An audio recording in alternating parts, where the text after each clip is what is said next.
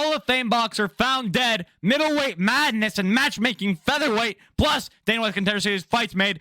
Only 3 fight announcements this week, by the way. What's going on, UFC? Anyways, we got some bangers. We got some good news, but we are going to start off with some sad stuff. Ricky, the Hitman Hatton, was found dead at 46 years of age in Manchester in his home. On what, Sunday or Saturday night, right after the Canelo Alvarez Bud Crawford fight is when this news broke. Listen, I'm not a boxing person. I've heard the name Ricky Hatton. He's a Hall of Famer, had an amazing career, had some very tough and difficult things to go through in life. There's a book about it. Like, he's very open about mental health and everything. And I have been reading. So, okay, there's no cause of death out right now for Ricky Hatton. I'm not sure. The police had said that there was no foul play suspected. So take that as you may, but it doesn't say like overdose or something. So I'm kind of led to believe one thing. I'm not going to read the book passage. Now that I was about to, like, it's a good passage. Just talks about, I've been reading The Myth of Sisyphus, and the book opens talking about suicide and how it's often absurd and unreasonable. And I just wanted to read a passage, but in the moment, it kind of feels disrespectful to Ricky Hatton if that were his cause of death. We're just going to start off talking about Ricky Hatton. I don't have that much to say. Ariel Helwani has this week interviewed quite a few people. He interviewed, I think, 3 people that spoke about Ricky Hatton and the man that he was. How he was just kind of like the guy, Like, he was just a dude that everyone loved. One of the dudes on Ariel Helwani said that they're saying that the last time that England was this broken up over a celebrity death was Princess Diana. So he was very important in England and very loved by the community. So it's unfortunate to hear of his passing. But we are going to move to some more unfortunate news, but a little lighter note here. BJ Penn was arrested again for the 5th time this year last night. Violated a restraining order over, I would assume, let's see if it says it here, his parent, his mom maybe. Doesn't say exactly, but it was violating a restraining order that led him to his arrest. You can see his mugshot here. Dude, 46 years old, BJ Penn. BJ, you're not getting on the UFC prison tier list. I'm not making that video. It's your 5th attempt to get ranked on the tier list. I'm not making the video, BJ. Stop getting arrested, bro. First of all, I'm not putting you in. Second of all, if I were to make the video, I reverse that though. First of all, not making the video. Second of all, if I were to make the video, I am not putting you in, bro. Violating a restraining order is not landing you on S tier of the UFC prison tier list, my guy. Anyways, BJ Penn, he's like actually insane. If you don't know the lore, there's a lot. He believes that his mother, I think, or his entire family has been killed and replaced by CIA agents, and he keeps trying to prove it on his Instagram. And every so often, I'll be doom scrolling. I don't follow him, but I'll be doom scrolling. I'll see a BJ Penn video. I'll go, oh. Like, he's really gone down the schizo rabbit hole. I think it was from when he got knocked unconscious in a street fight in the prime of his career. Like, he got knocked out badly, like head on concrete, knocked out. I feel like that maybe is what did it. Maybe it was the GSP first fight or second fight. I forget. I think it was, I don't know. It was UFC 90 something. When he fought GSP and his corner had to throw in the towel. Maybe it was 90. I don't know. I don't know what did it, but it's really sad to see his fall like this. I mean, it's really quite depressing. But, bro, again, you're not getting in the UFC prison tier list video, period. Next news! We continue. I got to start saying we continue again. I've fallen off the we continue train. Let us continue. We will continue here. Jared Gordon fought on Saturday night at Noche UFC. He fought Rafa Garcia, don't know which one. And he looked pathetic. Now, Jared Gordon, we all know he got robbed by Patty. He beat Patty the Betty. He has a win over Patrick the Batty.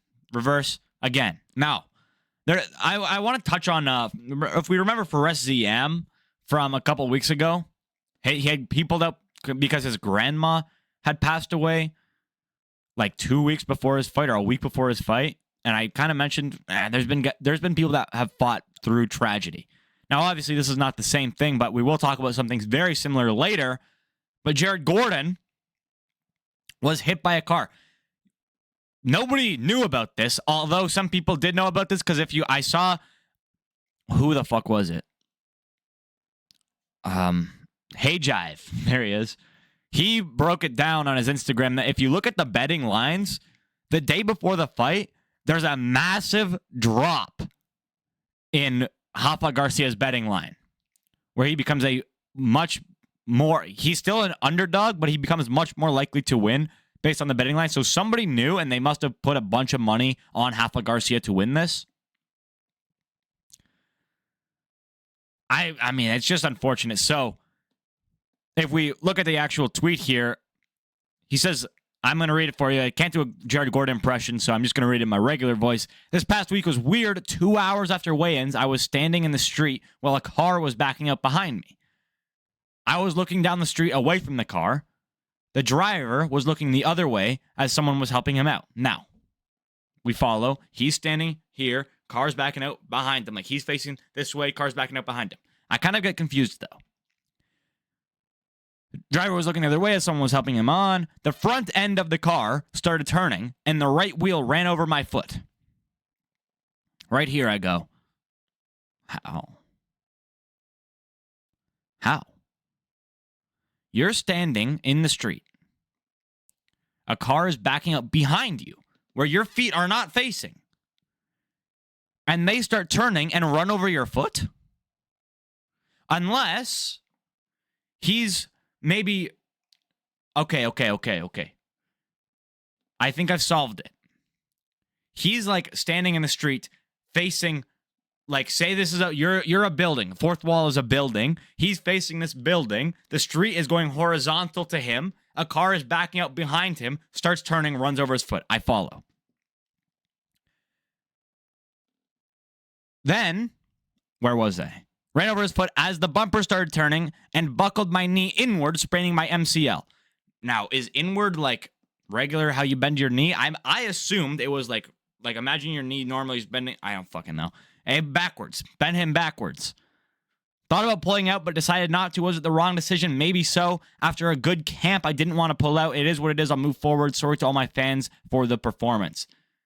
Insane. Now, obviously, they never told UFC or the Athletic Commission because they would not have let him fight with a torn or a sprained MCL, but that's crazy, bro. This dude is so unlucky. Poor Jared Gordon. Ended up getting mauled by Rafa Garcia. Got finished, I think, in the second round. We'll see him back. I hope that it goes better, though, but that was stupid. That was dumb. Should have pulled out, bro. That one I will vouch. You should have pulled out. And we'll talk about later. These bitches love Sosa. We'll call back to the Fares ZM thing. Next thing that we're going to be talking about is I'm going to be matchmaking featherweight. I know this should probably be its own video, but it's going to be quick anyways because I don't have that much to say on it.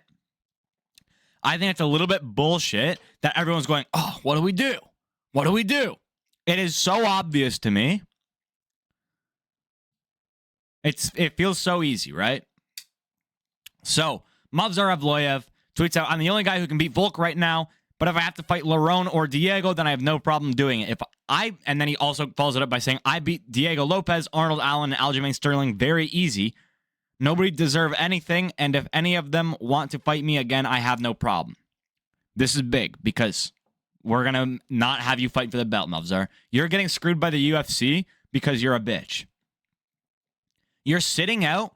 This dude fights once a year. You're sitting out inactive, fully ready to fight, waiting for a championship shot. And then when you finally decided, okay, fine, I'll take on this debutant who's dog shit. I'll fight him so that the UFC can like kind of boost me, and then I'll get the title shot. And then you pull out fighting the dog shit debutant.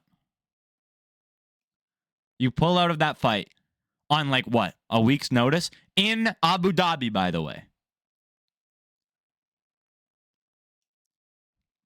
They went to Abu Dhabi for you, bro. You were the sell of that card, and you pull out on a week's notice. So you screwed them there. They're not giving you a title shot next, period. I don't understand why people keep thinking like, oh my God, Movsar. He deserves it, though. Yeah, he's 9-0 in UFC. He deserves it. Bro, you don't understand how the UFC makes fights. He pulled out on a minute's notice. He was the sell of Abu Dhabi in August, October. When was that fight? August, I think. Or like it was after 317 in New Orleans. He was the sell of that fight. Movsar Evloev versus the debutant Aaron Pico was the co-main event in the sell of that entire card. That was the reason that people wanted to go to Abu Dhabi. Or that the Abu Dhabi fans were going to the card, I should say. You pulled out on a week's notice. You screwed the UFC there, not giving you any favors by matching up in a championship fight next. Yes, you're good. Yes, you're dominant. Also, I beat Diego Lopez, Arnold Allen, and Aljamain Sterling very easy. You beat Diego Lopez on his short notice debut in the UFC. You beat Aljamain Sterling in a very close decision that can arguably be said that it went the other way. You beat Aljamain Sterling by a fucking chin hair. I didn't watch the Arnold Allen fight, but I'm sure that, like, Movsar is not boring. He has this narrative that he's boring. He's not boring. He's just a very heavy wrestler. Oh my God. Wrestler and grappler. He's good as fuck, though. And, like, I'm saying, like, the Aljo fight was fun. A lot of people shit on that fight. That was a good fight. Aljamain Sterling versus Movsar Evloev, go watch it if you want a good grappling fight. That was fun. There was a lot of good scrambles, a lot of good grappling, wrestling moments. That was a close-ass fight, dude. Aljo arguably won it. I'm not saying it was a robbery because I think Movsar won, but it was fucking close. I can see an argument for Aljo winning. So you didn't, like, 2 of your 3 examples of why you deserve. By the way, Diego Lopez, he just lost in a championship fight. Having a win over a guy who wasn't the champion. I know Aljo was champion, but that was, again, a very close fight. Arnold Allen, I don't even know if he's fought in top 5 yet. And this is one of your examples for why you deserve the championship? You're sitting out inactive. Fight. Anyways, this is not where I was going with this segment at all. I just got suddenly enraged by Movsar's hubris. If we look at what's going on, and I'm kind of counting out Arnold Allen here because I think that he probably needs a couple more. He's also been pretty inactive. If we look at what should be done with this small logjam happening in featherweight, Volkanovski the champion, he's just beat Diego Lopez. Diego Lopez has every door open for him right now. He's in an amazing spot. He had a good fight with the champion. It went all 5 rounds. He knocked down the champion in that fight. He also has beef with Yair Rodrigues, who's another top 5 opponent who's not in this image here. So he can have that fight. I think that is probably the fight to make, to be honest. I don't want to see a rematch between Volk and Diego Lopez. That could honestly probably be the December fight, but I think Diego needs one more. You just lost to the champion, then you beat an up-and-comer, now you get the champion again? No, bro. Give him Yair Rodrigues, because Lord knows Yair does not deserve a title shot. For the exact same reason, TBH. Although he's just less active. Lopez versus Yair. Boom. Done. Lock that in. Then you go, okay, now we have Aljo, who maybe deserves it. Evloev, who probably deserves it. Lerone Murphy. Lerone Murphy fights for the championship. Lerone Murphy, bro. I'm gonna fight Volkanovski, bro. Knock him out, bro. Headshot, bro.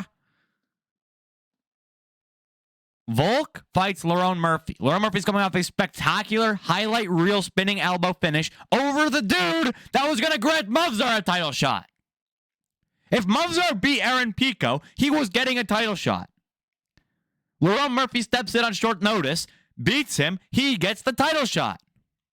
In spectacular fashion as well. Spinning elbow knockout in round, flatline KO. Spinning elbow knockout in round 1. He deserves a title shot. I know he's boring as shit, bro. I hate Lerone Murphy. I do not want to see him win. But he fucking deserves it. He deserves it. The Josh Allen. Is that his name? No, Josh Emmett fight. The Josh Emmett fight was really boring, dude. It was not good. But he just is coming off a spinning elbow knockout. Brutal spinning elbow knockout. He deserves it. Then now you have Aljo and Movzar. Well, as I've already been saying, that fight was really close. And he says here, I have no problem running it back with any of them. Run it back with Aljo. Aljo's coming off a nice win over Brian Ortega. He's been stacking a few together. He was the former bantamweight champion, multiple time defending as well. People were making the claim that he was the greatest bantamweight of all time during his reign. Moves up to featherweight after the Sean O'Malley loss. Stacks together a few wins. He's got some losses, but he stacks together a few wins. Run it back with Movzar. Winner gets the loser, or winner gets the winner of Volkanovski. We'll see how it goes, but I would say winner probably gets the winner of Volk and Rodrigues, Volk and Murphy.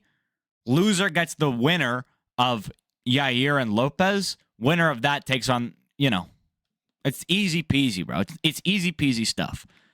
Next, we're jumping over to middleweight, which I'm going to do a very similar thing, but there is a story to break down here that I think nobody else has spoken about, but I am going to speak about it. We start off with Paulo Costa. I think this was on Monday. He posts this video, which is very... I don't fucking know why he posted this. It's very weird. It's a weird video. But he says here, he puts it in English, and he says, after Shara pulled out, I got some news. Somebody hurts in the main event, so UFC called me to fighting and top 5 in few weeks for 5 rounds. To be fair, I proposed 3 rounds due to short time. UFC agreed, but guess what? He said no for 3 rounds. What heck? Cowards gonna exposing them. My vintage version is back, and people are scared. Now, if you read this, you go, what the fuck is he talking about?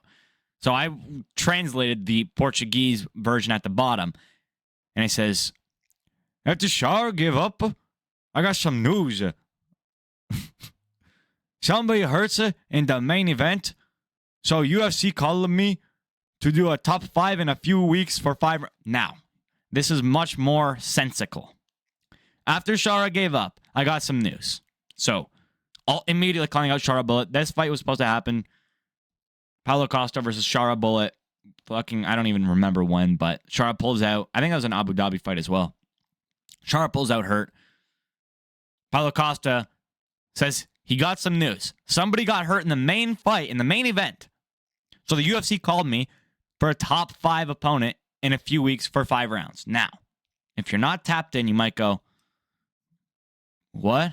But guy like me, I went, wait a second. What's a middleweight main event in the next few weeks? Robert De Ridder. Robert. Why do you keep calling him Robert De Ridder? I've called him that yesterday as well. Reinier De Ridder versus Diego Lopez. No. Holy shit. Let's start at the beginning. If you're a guy like me, you're tapped in. You know that in a few weeks' time, there's a main event between Reinier De Ridder and Anthony Hernandez. Anthony Hernandez, this is arguably a title eliminator bout, by the way. It's all but confirmed that this bout will be for the next Hamzat challenger. So I said, oh shit, I even messaged. Let's pull up. Hang on. I messaged my editor. You can't even see it anyways, so it doesn't matter. You can see it. I think he's... Okay, what was I talking about? I think he's fluffier RDR. Okay.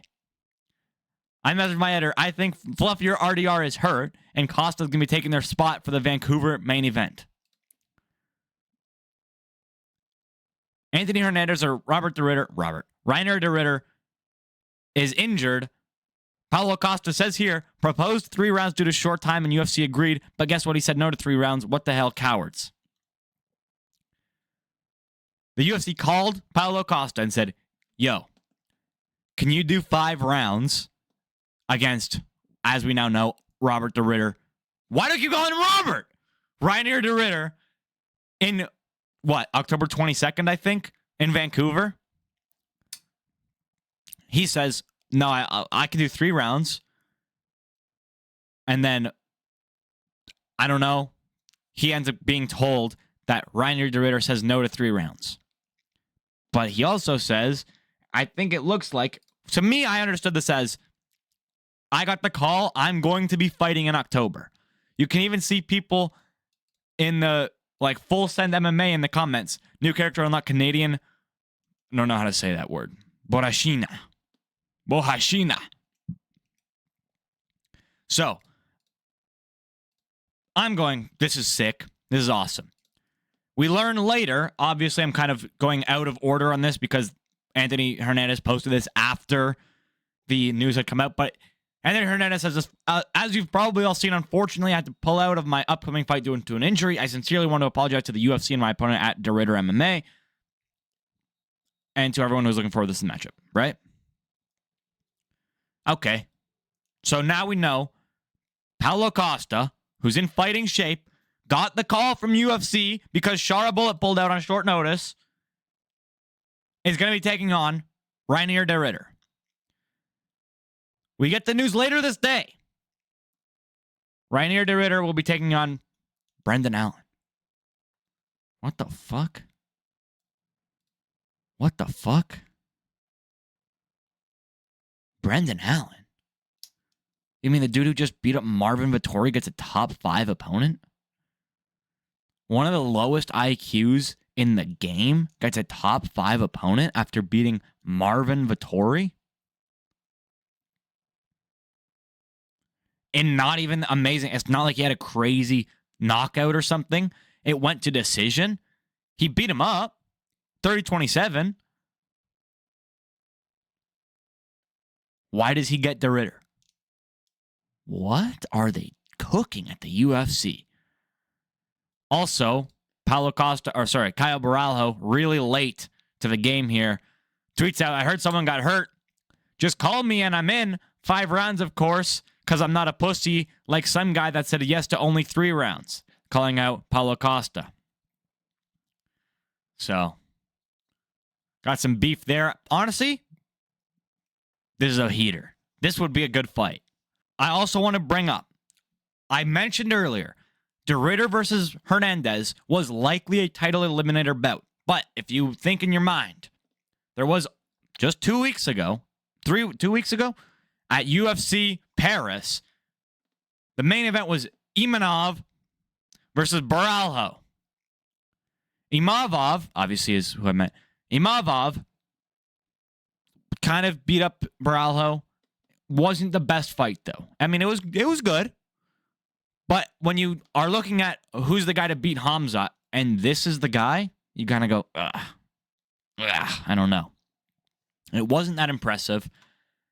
It wasn't one that I was like, this dude has to be next for the title shot. If you reverse and you had him fight Baralho in February and he knocks out Izzy 2 weeks ago, I'm going, yes. Imavov is next for Khamzat Chimaev, period. That was spectacular. But this fight kind of left almost a sour taste in my mouth. And I don't know, dude. But then de Ridder and Hernandez gets canceled, which is what everyone was thinking is, okay, this is the backup. This is like, if one of these dudes gets a nice finish, they're jumping over Imavov. So someone in the comments says Imavov is a lock for the title shot now, which I can see it, but I feel like I'm thinking on a bigger level here. I think the UFC is also thinking on a bigger level because I feel that we would have got the Khamzat next fight, like a Khamzat in January versus Imavov by now. If this was like, okay, well, it has to be Imavov because De Ridder doesn't earn a title shot from this. I think that the UFC and myself are on this higher level of this higher playing field. I raised the question, October 18th, not 22nd, my fault. What if Reinier De Ridder goes out there, walks through Brendan Allen one round, mauls him, knocks him out or taps him or something very easily in one round, in amazing fact, like it's a good fight. He looks good in it. I know he's kind of a terrorist for that last round against Robert Whittaker. Does he get the title shot? If he walks through Brendan Allen, he makes it look easy, which he probably will, let's be honest. I mean, they're both high-level jiu-jitsu guys. But I think Brendan Allen is just low IQ and De Ridder isn't. If he walks through Brendan Allen, does he get the next title shot? What does he have to do in this fight? Because, again, I'm kind of leaving it open. I think that it is still... the door is ajar for him to slip through past Imavov for that Khamzat title shot. The door's ajar. What does he do to fight Brendan? Also, Dricus could have taken this fight, bro. Maybe he doesn't want short notice, but it's in a month. Dricus could have taken this fight. What's up with Dricus? Maybe we do Dricus versus Anthony Hernandez. I think Dricus probably loses that fight. I think Anthony Hernandez has a solid case to be the next champion. But I think that there's a non-zero chance that De Ridder gets the title shot if he walks through Brendan Allen in this fight. Next, we're going to be talking about Dana White's... I know I kind of went out of the order here because I did speak about a newly announced fight, but it was more important for that story than slumping in with the fights. We're going to Dana White's Contender Series. Some crazy... Honestly, this week, not that good. I'm going to be honest with you. This was the second worst week. This week was pretty lackluster, but started off very nicely. The first round was kind of all right. But Canadian... what's his name? Cody Kovacic gets a round 2 brutal finish. Oh my God. Puts his arms up. Can I be honest with you? This felt very Diaz, like 2000s Diaz. Either of them, Nate or Nick. This felt very much like even like 99 Nick Diaz.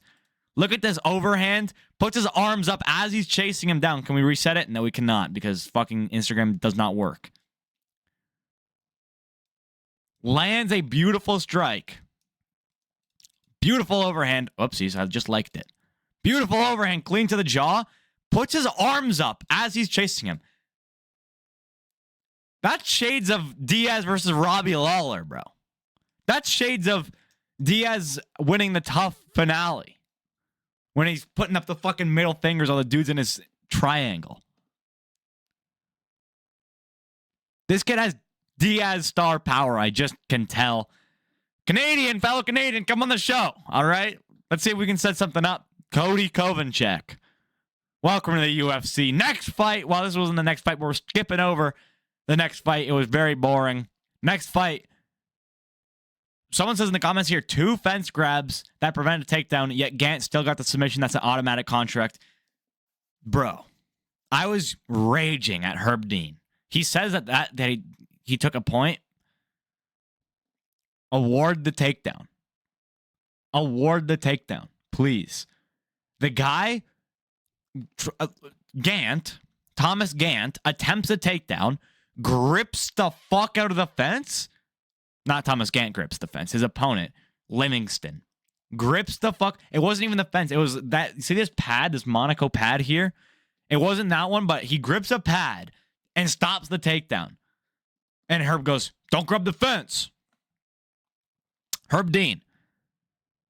This was the most blatant fence grab I've seen this decade. But whatever. About 34 seconds later, Gant attempts another takedown, grips the fuck out of the fence again, and pulls himself up so that he doesn't get taken down. And Herb goes, that's the point. Stop grabbing the fence. Herb Dean!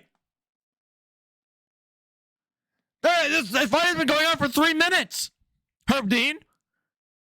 I want the takedown. Doesn't matter because Gant still gets the takedown, lands in the guillotine, and finishes him just like that. Herb Dean steps in. Point wasn't even necessary, but still, that was fucking abysmal refereeing. And Livingston, what are you doing, bro? Do not grab the fence, my guy. Gant.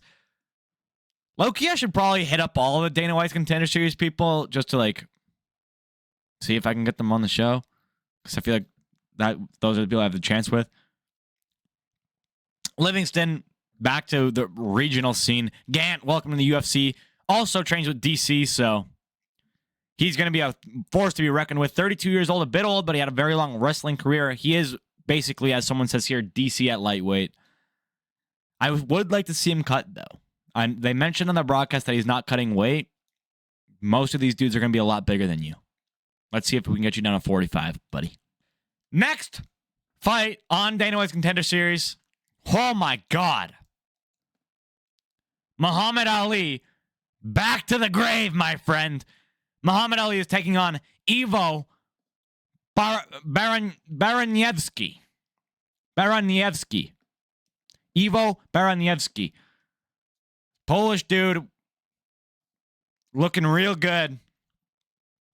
Where was I going with this? Oh, yeah. Insane power. This is 20 seconds into the fight. I think this is his first strike that lands. He gets knocked down early by a leg kick, which I don't know, bro. They seem to cut out of all of the highlights. They didn't. It was a 20-second fight. Usually, when a fight is very quick on UFC broadcast, they'll go, let's watch that whole fight again. But for some reason, they don't show the whole fight again, and it doesn't seem to be in any of the highlights at all. The fact that he got knocked down by one leg kick.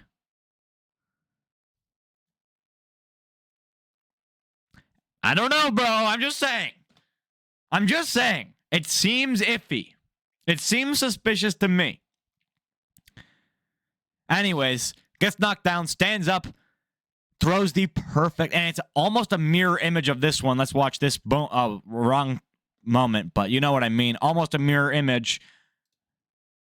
Perfect overhand. Puts him down early.